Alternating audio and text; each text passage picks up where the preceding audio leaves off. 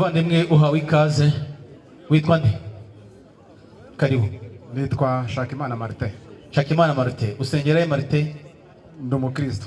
Umukristo wo muri itorero? Ntabwo ari mu kuvuga itorero kubera ko ntabwo ryize ari intuma, ariko ndi umukristo. Kubera iki? Kuvuga itorero ari ikibazo kirimo se muvandimwe? Okay, sorry. Sengera mu itorero ryitwa Assemblée de Dieu. Assemblée de Dieu. Uhaye ikaze. Ikibazo cyawe? Ikibazo cyanjye. Yego. Hari ijambo mwabwiye n'umudamaze uvuye hano. Yego. Muravuga ngo ntago ari umuyisiraheli. None nabazaga ngo ese abasiramu mwe ko musenga mukoresheje ururimi rw'icyarabu mwebwe muri abarabu? Icyo ni ikibazo cyanjye cya mbere. Sawa. Ikibazo cya tegereza dusubize cya mbere sibyo? Nibyo byiza biza kwihuta. Kugira ngo mbarize icyarimwe hanyuma muze sawa nabyo nta kibazo mureke. Sawa. Ikibazo cya kabiri nashaka kubaza. Yego. Nashaka kubaza ese vuga cyane. Nashaka kubaza ese abasiramu kuki iyo muri mu musigiti mushima Imana musenga kuki abagore n'abagabo baticara hamwe? Imana ubu sawa kabisa. Mumwe amashi. Ibintu birashusha ku marangi. Sawa. Ari cya gatatu? Ikibazo cya gatatu. Okay. Muniandikire ibyo bibazo kabisa. Birari biheza. Sawa. Sawa cya gatatu muzenzo bari kubyandika ariko. No secretary hano. Yego. Ikibazo cya gatatu. Yego. Nabazaga ntese muri Islamu ko abagabo bemerewe gushaka abagore barenze umwe. Yego. Kuki twebwe Kristo tutabyemerewe? Ese muri biya hari aho byemewe hari aho bitemewe, noneho Korowani ikaba ibyemera. Sawa. Mumwongere handi mashyi bavandimwe. Ibibazo byanjye byari ibyo. Murakoze. Tushaka ibibazo byiza nk'ibi. Twasabaga yuko waguma hano ariko hari ikibazo. Mwari kunsubiza nicaye hano nende. Wicaye ibyiza dukunda dusubize umuntu turi kumwe nawe. Nubwo tuvuga uburyo. Ibyo byiza. Nanyoye icyayi. Kugira ngo nanyoye icyayi cyabandi ndashaka kujya kukishyura. Bari kukureba. Nyaboneka mwishyuze nyuma. Cyangwa turanakishyura. Nta kibazo kirimo. Sawa, ikibazo cya mbere. Sheikh Ahmed, ikibazo cya mbere. Kuki dusenga mu cyarabu? Anasema kwenye ameanza. Aho yatangiriye. Kwa nini mnamwambia huyu mwanamke?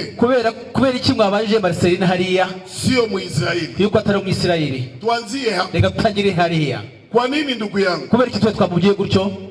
Ukisema uko Muisraeli. Iyo uvuze ngo Umwisirayeli na wewe ni Munyarwanda. Na uri Umunyarwanda. Kuna maneno Biblia inakataza. Hari amagambo Biblia ikubuza. Ufunuo. Ibyahishwe 3:9. Ibyahishwe 3:9 aragira ati dore ngo haye bamwe mu sinagogi ya Satani. Yego. Sinagogi yande. Sinagogi ya Satani. Sawa. Biyita abayuda bo mu Isiraheli. Uri kumva? Biyita. Apana biyita. Aha. Biyita abayuda b'Abisiraheli. Yego. Nyamara ataribo ahubwo ari abanyabinyoma. Aha. Unasikia ndugu yangu? Uruva muvandimwe. Tuangaliane. Usomye murongo. Ibyahishwe 3:9. Ibyahishwe 3:9. Ni mara ya kwanza nasikia andiko. Reka arebe shakuba umwanditsi ari kumutuburira ari kumusubira bitari. Abayuda se naza abayuda base. Icyo nakundi muvandimwe Biblia arayifite hano muri telefone. Nta kintu mwamubeshye. Sawa? Ni sawa? Nuko byanditse? Yego. Sawa. Takbir. Anaendelea kusema wakomeje uti kwa nini mwe mnazungumza mu Kiarabu? Kubera kimwe musenga mu Cyarabu. Ese murabarabu? Murabarabu? Yego. Muvandimwe ukunda Yesu? Yesu ndamukunda cyane. Yaraganiraga ururimi. Yaganiraga ururimi Yesu. Ntekereza ko yavuga ururimi rw'Abayahudi. Ururimi rwa Yesu ntabwo ndabona muri Bibiliya, ariko nzi ko yavuga ururimi rw'Abayahudi ko ari Umuyahudi. Ntabwo ari Kinyarwanda. Ntabwo ari Kinyarwanda ya. Sivyo? Nibyo. Unaongea Anglais? Waba uganira Icyongereza? Yego. Uko Mungereza? Umwongereza. Nuko nakizi. Natwe tuizi. Natwizi Icyarabu twarakizi. Basi. Nibyo ariko Luka yaragamije gusenga, ni muturi mu gusenga. Tegereza. Luka ururimi isikuwe shida. Ibi kibazo. Sababu Yesu akuzungumza Kinyarwanda. Kubera ko Yesu nawe ntigize aganira Ikinyarwanda. Lakini tunampenda. Ariko turamukunda. Muhammadi hakuzungumza Kinyarwanda. yaganira Ikinyarwanda. Tunampenda. Tunamukura kwa yaganira Kiarabu. Hii lugha tunatumikisha. Ururimi dukoresha yo dusenga. Imechaguliwa na Mwenyezi Mungu. Ni Imana dutoranyirisha ururimi. Muri Biblia. Muri Biblia ubwabyo birahari. Naenda kukupa andiko mbili. Giye kuguha inyandiko ebyiri. Ujue sababu gani tunatumikisha lugha moja. Umenye impamvu twe tujya dusenga mu rurimi rumwe. Muislamu. Umusilamu akitoka Rwanda. Iyo avuye mu Rwanda anaenda China. Akajya mu Bushinwa. Anasalisha. Ashobora kugenda agasengesha abantu. Hata uliza. Ntazigera nabaza cyangwa nabaze ngo nibyo ari kuvuga. Akienda France. Aramusajye mu Faransa. Anasalisha. Ni gutyo nakundi yasengesha. Hata hajue Kifaransa. Niyo batazi Kifaransa.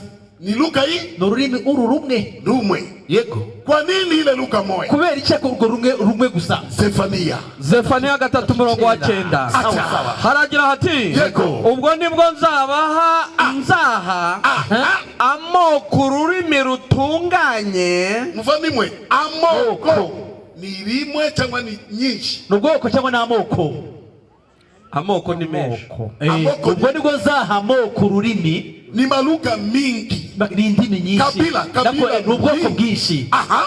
Rutunganye kugira ngo bose babone kwambaza mu izina ry'Uwiteka no kumukorera bahuje inama. Allah akbar. Kuvuga ko twebwe abayisilamu ku isi nzima aho ujya iyo dusenga tuba duhuje inama, ariko we muvandimwe aramutse avuye hano akagira urugero y'Ubuganda atazi Ikigande bakajya gusenga, ndakurahiye ntabwo yasenga, ntabwo bahuza inama. Ahubwo twebwe abasilamu ku isi nzima kuko Imana yadutoranyije ururimi rumwe dusenga mu rurimi rumwe, iyo dusenga duhuza inama. Na alfabe ya Kiarabu kandi na alfabeti y'Icyarabu iko ndani ya Biblia. No Biblia zirimo. Zaburi 119. Zaburi 119 hari bagiye babivuga. Alif cyambere ni reka hagera ariko alif. Zaburi 119 arebe hejuru inyuguti zigenda zibanziriza. Mutatuliza kwa nini hii maherufi ya Kiarabu ilienda mu Biblia? Muzatubaza ese kuki izi nyuguti za alfabeti y'Icyarabu zaje muri Biblia? 119 zajya zireba zanditswe zitsindagiye. Yego. Alif Bet Jim Dal He Ha He Zain Te Kaf inaendelea. Lam Mim ukuvuga ruriba Nun Ain kugeza ubwo yashyize muri Biblia akaitia mu Biblia. Muri Biblia. Ndiyo sababu ndugu yangu, niyo mpamvu muvandimwe lugha isikusumbue. Ururimi nukugore rwose. Ikiwa vizuri tuabudu Mungu mmoja. Niba ari byiza kugira ngo Imana duha urwo rurimi tujya tugaragira Imana imwe rukundo. Swali ya pili. Ikibazo cya kabiri. Ameuliza nini sheme? Yabajije kuki abagore n'abagabo batandukana iyo dusenga cyangwa n'ubwo uko twicaye. Abagore bicaye ukwabo, abagabo bicaye ukwabo. Ni kweli. Nukuri. Unaona? Urareba rero hapa kwetu Kongo. Hano tugiye wacu muri Kongo. Nataka unifuate. Ndashaka kuburikire neza. Kuna pasteur anaitwa Pasteur Eugenie. Hari pasteur kazi witwa Eugenie. Anavala mini. Yakona kwiyambarira utujipo tugufiya. Anapasua. Imbere hari kapasura. Ngoja nakuja. Nabyo ntibyemewe. Hakibazo. Tukwereke impamvu utanemera batu tunabikora. Anapasua. Agapasura imbere. Anapasua. N'inyuma. Wakati roho inamshukia. Igihe roho itaga muka wamaze kumanukira. Sama nyangua mguu. Igihe asamuraga akaguru. Kaminika na pana. Akaminika kazamuka. Paka kaleso ikaonekana. Kugeza ubwo ya myenda y'imbere ikajigaragara. Wanaume wanakaa hivi. Abagabo bicaye hasi bari kuri sari hejuru. Yasamura hariya. Abagabo baviga amena. Amena. Lakini angeikana wanawake wenzake. Ariko yo aza kuba yicaye n'abagore bagenzi be. Haina shida. Nta kibazo kirakubaho. Lakini wanaume. Ariko abagabo unawatosha kumustari ya kusali. Icyo gihe tubakura ku murongo wo gusenga. Sababu mwanamke kubera ko umugore ni kitu kingine kwa mwanaume. Ni ikindi kintu ku mugabo. Kwa hikima ya Mwenyezi Mungu. Ku bukenge bw'Imana. Unaweza kuikaa hivi na mtoto mwanamke. Ushobora kwicara gutya n'umukobwa. Mungu mnapiga Korani. Muri gukubita korali. Yesu ni wangu wa uzima. Akakaboko kakagora hano kulibere. Hehe. Hano kuribere. Kuribere? Wallahi Kuwere nawe. Hapana kuribere. Wiki. Kubera hapana kuribere. Mumbabarire kubere. Akaitia hapa. Agashyira hano. Kwenu unaona atasali vizuri. Urabona ko n'umuntu azasenga koko. Oya. Ndio maana takbir. Allah Akbar. Ndio maana Mwenyezi Mungu. Ndio Imana akaona hikima. Imana imana ko niyo yaremye abantu irabazi. Wakati ya kusali. Igihe cyo gusenga. Wanaume wende kwao. Abagabo baje bajya kwabo. Wanawake kwao. N'abagore kwabo. Zakariya 12. Zakariya 12:12. Yego. Kandi igihugu kizabarogo mu borogo. Yego. Umuryango sukwawo. Urabizi muri Bibiliya nibavuga umuryango n'abagabo. Babagamisha abagabo. Nawarabizi. Muri theology nuko baratwigishije. Soma. Umuryango w'inzu ya Dawidi kwao. Yego. N'abagore babo kwabo. Uri kumva? Yego. N'abagore babo kwabo. Umuryango w'inzu ya Natani kwao. Yego. N'abagore babo kwabo. Yego. N'umuryango w'inzu y'Abalewi kwao. Yego. N'abagore babo kwabo. Yego. N'umuryango w'Abishimayeli kwao. Yego. N'abagore babo kwabo. Yego. N'imiryango yose isigaye ukwayo. Yego. N'abagore babo kwabo. Mwene Siraki 9. Mwene Siraki? Yego. Mwene Siraki 9 ku murongo waho wa 9. Umva. Haranditse hagira ati Yego. Uramenye. Mugabo. Uramenye. Imana iravuga Bibiliya negatifu. Iyi Bibiliya yarataye. Sawa. Uramenye. Yego. Ntuzicara uruhande rw'umugore ufite umugabo. Uramenye. Ntukegere. Ntukicare ku ruhande y'umugore ufite umugabo. Ntabwo ari umugore wawe. Komeza. Nimuzasongera divayi cyangwa ubushara mu birori. Yego. Hato umutima wawe utazamurarikira. Yego. Maze watwarwa. Yego. Maze watwarwa. Yego. Ukagana inzira ikuroha. Umva. Tena kandi urayibibona murahura n'abagore umugore atari wawe. Yego. Uramuhobera. Yego. Yesu ashimwe. Yesu akuze. Imbazi. Ubisilamu urazana amanyanga ngayo bavuga Yesu ko yiri. Iyo ni security ya imani. Uko nukurinda imyemerere bavandimwe. Kumva ko nivyo. Yego. Ufite microphone. Nibyo cyangwa nagwari? Nibyo. Sawa. Ikibazo cha gatatu. Cyanyuma. Kurongora abagore benshi. Sawa. Nabona ufite Biblia. Shehe. Naam. Uniulizie naye. Kuna andiko ndani ya Biblia. Hari inyandiko muri Biblia inakataza ibuza mwanaume umugabo utafuta mwanamke wa pili gushaka umugore wa kabiri. Ni zambi. Cyangwa ari umurongo uvuga ko ari icyaha gushaka umugore wa kabiri muri Biblia. Muri Biblia. Yego. Aho byanditswe yuko gushaka umugore wa kabiri ari icyaha. Waba uhafite udutize? Aho nzi bitemewe. Yego. Ni ku mudiyakoni. Ku mudiyakoni. Yego.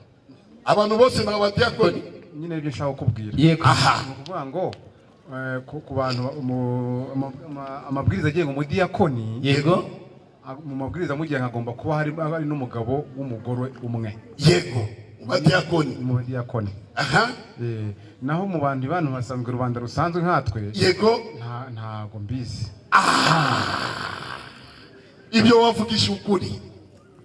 Sivyo? Sasa sisi Waislamu. Tegere Waislamu. Tunakuchilia namna mbili. Tujya gusubiza mu buryo bubiri. Kama Wanyarwanda. Nk'Abanyarwanda. Iteke kushinga ryacu. Inasema. Iravuga riti mwanaume umugabo awe na mwanamke mmoja. Ajagira umugore umwe. Tunaikubali. Ibyo turajyo ni muteko kushinga ry'Abanyarwanda. Hatuwezi kuipinga. Yego. Sababu kwanza tuko Wanyarwanda. Kubera turi Abanyarwanda. Nibyo. Sawa. Nibyo.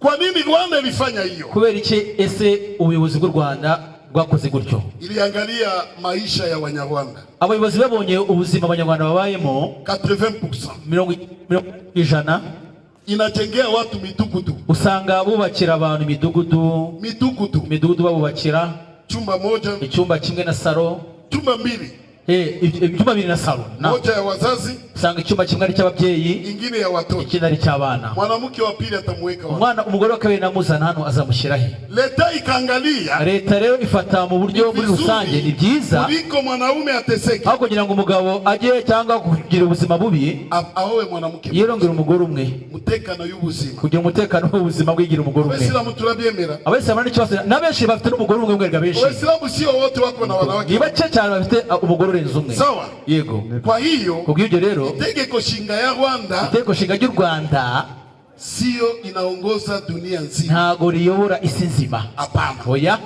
Lakini Biblia, ariko Bibiliya inaongoza dunia. Bibiliya ivuga amategeko yawo ni isi nzima. Ni isi nzima. Aha. Yego. Tena ni sheria ya nani? Kandi iteko ryande ry'Imana. Ry'Imana. Yego. Sibyo? Umva uko Bibiliya ivuga sawa. Kuva 21 umurongo wa 10. Umutwe w'amagambo. Yego. Andi mategeko y'Imana. Yego. Haragira hati. Muvandimwe, ushobora kupinga amategeko y'Imana?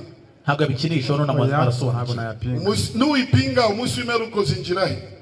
Ntabwo napinga amategeko y'Imana. Sawa. Ari mu gitabo. Sawa. Ku murongo wa 10 haragira hati. Yego. Namuharika. Buretse gato. Wiki. Namuharika. Guharika no gukora iki? Namuharika. Guharika no gukora iki? Guharika ni iki? Guharika no gushaka undi mugore wa kabiri. Sawa. Takbir. Namuharika. Yego.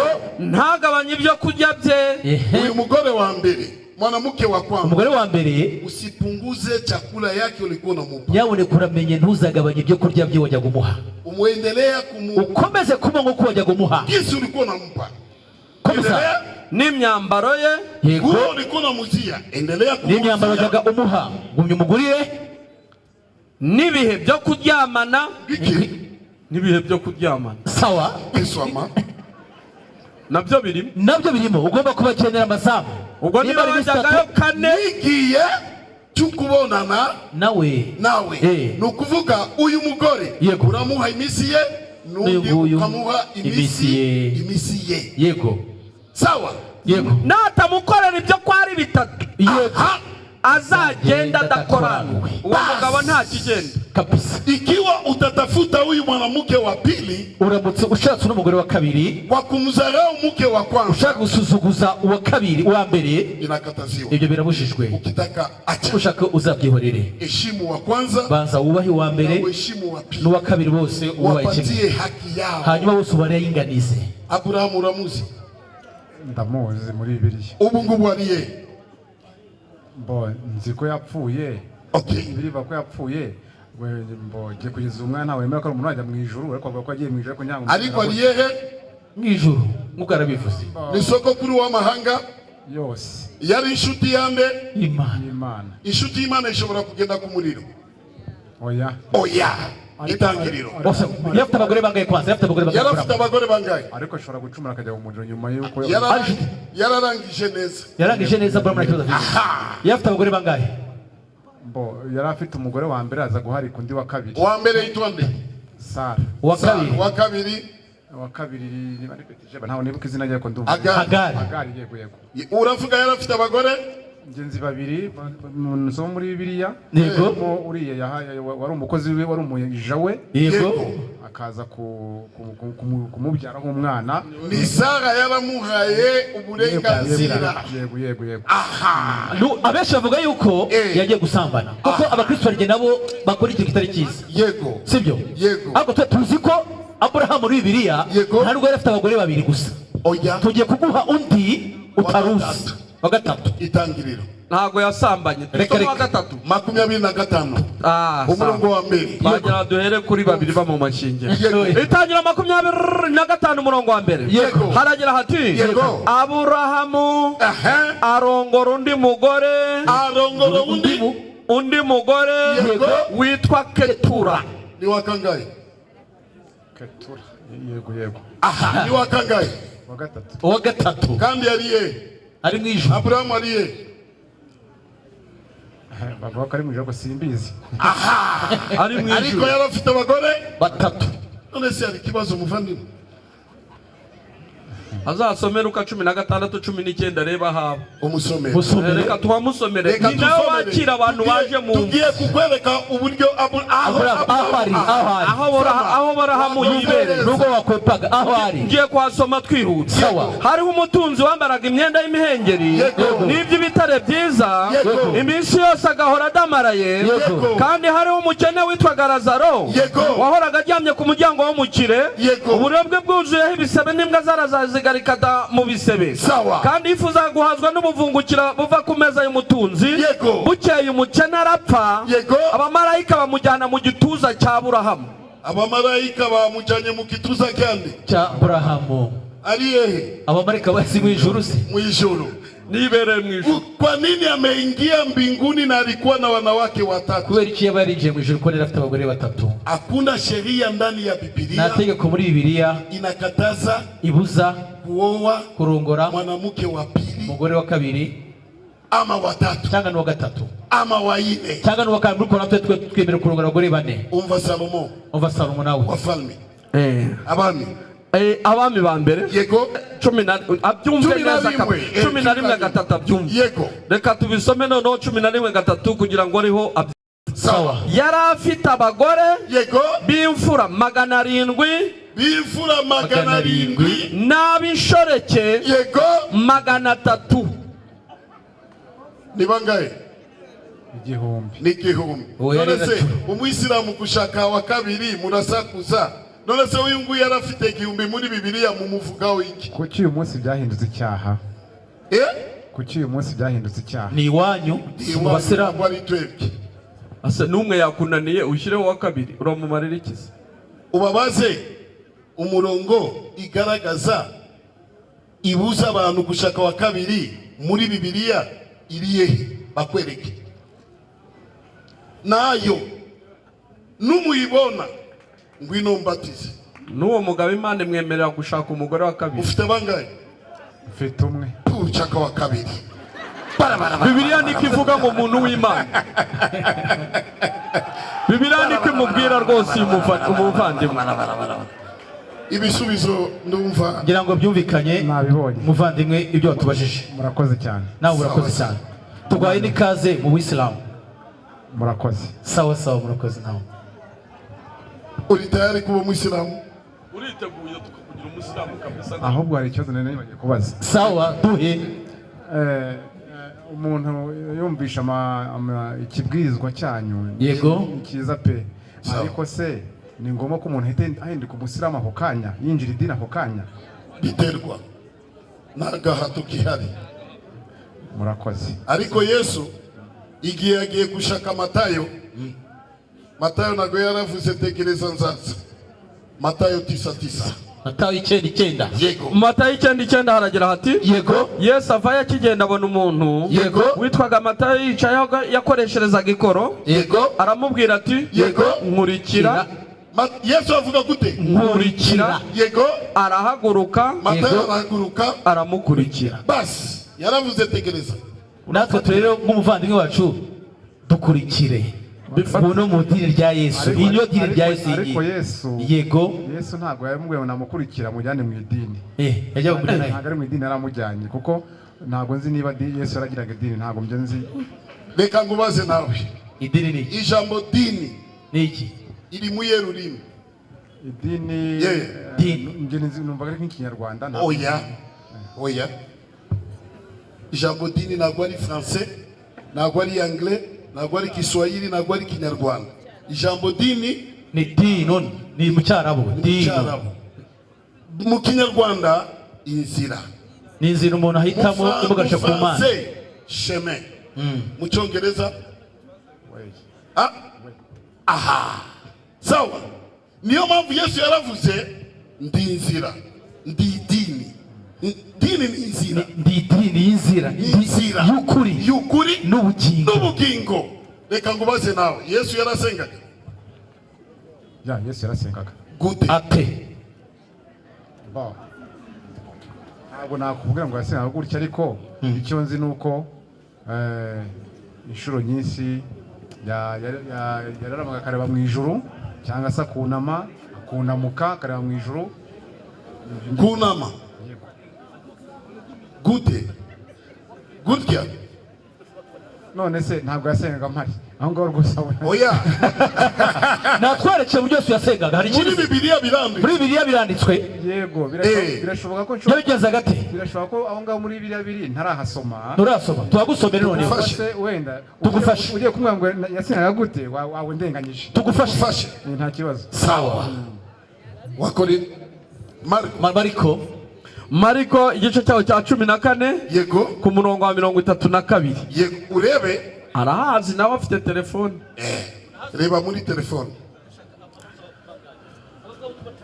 Mariko 14:32 yego turashaka ababwiriza butumwa bane reka nibe hafi y'umuvandimwe wanje kugira ngo n'abandi abavandimwe usobanura babe bahari rwose fanya haraka masaa inakwenda abantu bane cyangwa undi muntu wambaye ikanzu ntacyo fanya haraka kabisa mvua inakuja 14:32 yego bagera ahitwa Getsimani yego Yesu yageze Getsimani maze abwira abigishwa bati aganira n'abigishwa be ati nasabaga mbere yuko dusoma umurongo soma umutwe w'amagambo yego Yesu asengana umubabaro ari Getsimani Yesu agiye gukora ikigiye gusenga na sio kuimba ntabwo ari kuririmba agiye gukora sio kucheza ntabwo ari kubyina sio kushukuru ntabwo ari gushima sio kuomba ntabwo ari gusaba ni kusali agiye gusenga cyo twita gusali wala sio kufundisha ntabwo ari kwigisha soma bagera ahitwa Getsimani yego maze abwira abigishwa be ati yego mwe mwicaye no mbanze senge kora vuba ajyana Petero na Yakobo na Yohana atangira kumirwa no guhagarika umutima cyane yego arababwira ati umutima wanjye ufite agahinda kenshi kenda kunyica mugume hano mube maso Yesu yigira imbere ho hato tegereza yigira imbere ho gato sisi waislamu twebwe abasilamu muvandimwe mu musigiti fasi yote tunasali ahantu hose dusengera anayeongoza ibada ya umuntu uyobora isengesho ryo gusali yeye anaenda mbele ajya imbere akabatera umugongo ule anaitwa imamu uwo ngo twita imamu na Yesu ni ukuvuga ko na Yesu yaacha wanafunzi yasize abigishwa b'inyuma akaenda mbele aza imbere ni kusema Yesu ni ukuvuga na Yesu bwe alikuwa imamu yari imamu nawe takbir Allahu akbar endelea yubama hasi arasenga yubama hasi arasenga arasenga muvandimwe ndakumva yubama hehe hasi arasenga vugisha ukuri ni bande basenga gutya oya twe mu Kristo ntabwo tubikora ni bande babikora Islam Allahu akbar Biblia tatu waraka wa Yohana sawa urwa mbere rwa Yohana 2:3 aragira ati yego iki nicyo kitumenyesha yuko tumuzi nicyo kitumenyesha ko twebwe abasilamu tuzi Yesu nuko Allahu akbar nuko twitondera amategeko ye yego uvuga ko amuzi yego niyitondera amategeko ye yego ni umubeshyi ntukabe mu babeshi endelea ukuri ni kuri muri we yego ariko umuntu wese witondera ijambo rye yego urukundo akunda Imana yego ruba rumaze gutunganyirizwa muri we yego icyo nicyo kitumenyesha ko turi muri we nicyo kitumenyesha ko twebwe abasilamu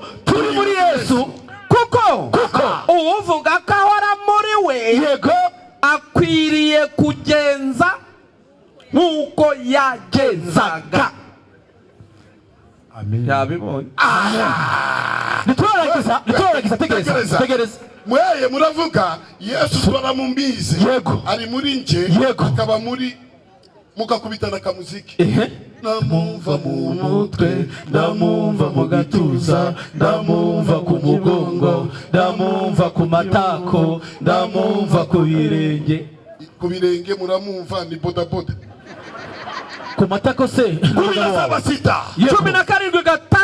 Matayo 17:6 yego abigishwa babibonye yego yani babyumvise yego bikubita hasi bubamye yego nabo baratinya cyane nusanga umuntu ari kusari gutya ari mu Islamu sibyo nusanga umuntu ari kusenga gutya ari mu yedini muri Islam nukuvuga na Yesu yabiki yari umusilamu. nawijama muvandimwe tinyuka Yesu ari umusilamu. urabona n'uyu mugabo baramutegeka kubamo. ndahiye Imana ishobora byose Yesu yari umusilamu atari Imana inkuremoro. Ngwino hano sasa muvandimwe yanyuma ngwino hano na Bibiri na irabimubwira. Soma Abakorinto ba mbere 14:24. Yego. Uyu mugabo nawe igiye kumutegeka kubamo. Ariko bose niba bahanura hakinjiramo utizera cyangwa utarubizi. Yego. yakwemeza ntabwo warabizi uko Yesu yasengaga. Yego. yakwemezwa ibyaha bye na bose. Yego. akarondorwa na bose. ibibisho byo mu mutima we bikeru. maze nawe maze nawe yakwikubita hasi yubamye akaramya Imana.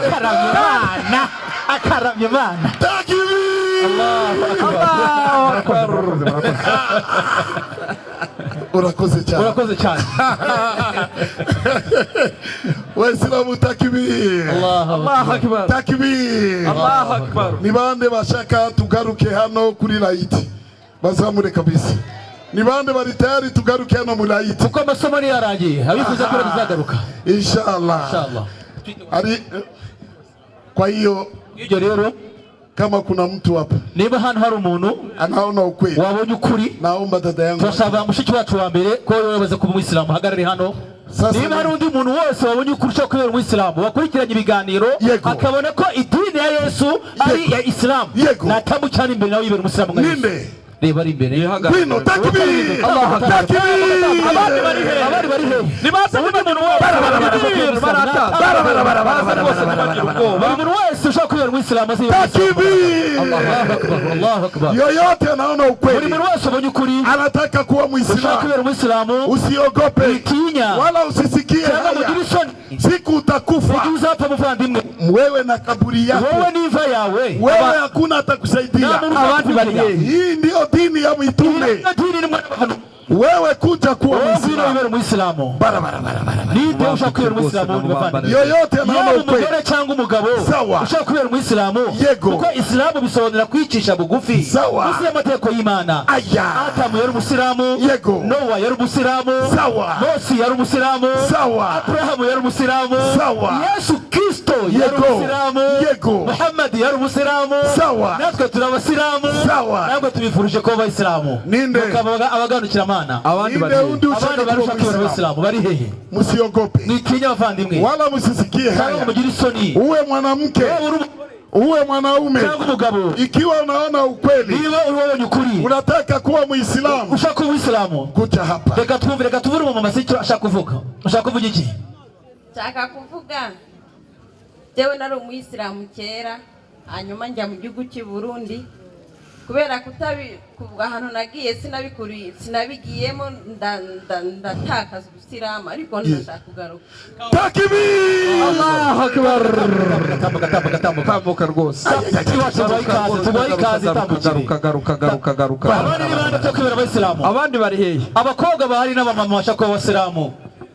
Ninde undi ushaka kuba Muislamu? Aba bahamye imbere yanyu. Namuru uzatanga impamvu imbere y'Imana. Ntabwo nigeze nigishwa uwisilamu. Mana yacu uzatubera umuhamya. Abantu twabigishije baratarega. Nimutinyuke kabisa. Harimo ikintu cyo ngende. Mufanye haraka. Mukore vuba muze mwibera abasilamu. Muje kuwa Waislamu. Muze mwibera abasilamu. Hii ni dini ya Mwenyezi Mungu. Ni dini y'Imana bavandimwe. Ni dini ya mitume wote. Ni dini n'abahanuzi. Kuja hapa. Wewe ubera umuyisilamu nawe kumugaragaro. Usiogope. Usisikie haya. Soni wala hautahomba. Reka tumve. Afite jambo nawe se? Bara. Ushaka kuba Usilamu nawe? Yego. Niki gitumye ushaka kuba Usilamu? Nuko idini ry'Abisilamu ndikunda. Shabani garuka hano. Gitumye urikunda? Mbona ya ukuntu mwigishije biramfashije. Sawa. Ntabwo uriya mugabo boss wawe abiguhatiye? Oya, ntago abimati. Uhawe ikaze. Shabani ntabwo umuhatiye ibintu kwe. Urabizi nawe sinyamuri iryo kosa. Yego. Uyu arambwiye ngo ashaka umusilamu ariko yaragize isoni. Ndamubwira nti ngwino winjire ubusilamu bishaka unabivuge ku mugaragaro. Sheikh. Uyu Shabani wallahi abandi bari he? Mumusabire dua kugira ngo nibo Muislamu. uyu Shabani afite 80%. ubundi umuntu yigije umugabo idini Segera yarananiranye Shabani mu bantu bakomeye bavuga butumwa no ko gusa business yamutwaye arakomeye cyane mu bavuza butumwa no watumye Sege abo musiramu Namuitaka baba we amwita papa kabisa na yeye ananiita mtoto nawe mwita umwana. Mwenyezi Mungu amupe mwisho mwema. Turamusabira kugira iherezo ryiza. Naam barakallahu fik. Ninde undi ushaka kuba Muislamu? Ninde chako musiramu tambutsa mu badamu aya nta kibazo utambuka nta kibazo iyi zire hariya nawe nta kibazo. Ninde undi ushaka kuba Muislamu? Ninde ushaka kuba Muislamu ku mugaragaro? Wala musiogope. Ugira isoni n'ubwoba. Musisikie haya. Ugira isoni bavandimwe. Ninde ushaka kuba Muislamu ku mugaragaro? Kuna wengine wako wanasikia haya. Abana kuva isoni. Niende nisiende. Hiyo roho inakukataza. Hiyo roho kukubuza. Ni roho ya shetani. Daima hiyo ni roho ya satani. Lakini roho ikinakwambia kweli kukusubika na kugira mu Muislamu ariko iyo ndiyo roho ya niyo roho y'Imana. Abandi bari hehe? Ntibagira ubwoba rwose. Turasaba umuyobozi Sheikh Daudi imamu w'umujyi wa Kigali yuko atambuka kugira ngo aze aduhaye kadu y'u Rwanda amuhaye kugira ngo utoze idini inshallah uhize shahada. Fadhali ta'al. Naam. Sawa.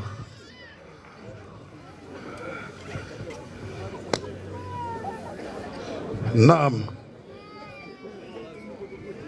Amagambo Sheikh agiye kuvuga muyasubiremo kandi muyavuge cyane. Sibyo? Abagabo muvuge nk'abagabo. Sibyo? Mukazamura urutoki ruburyo muyizamure gutya cyane. Nasoni.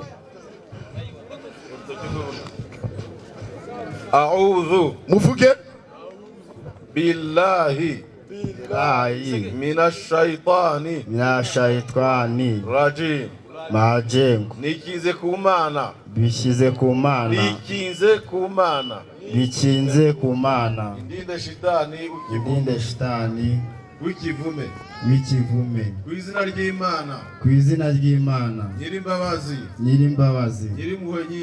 Nyirimpuhwe nyinshi. Ashhadu an la ilaha illallah wa ashhadu anna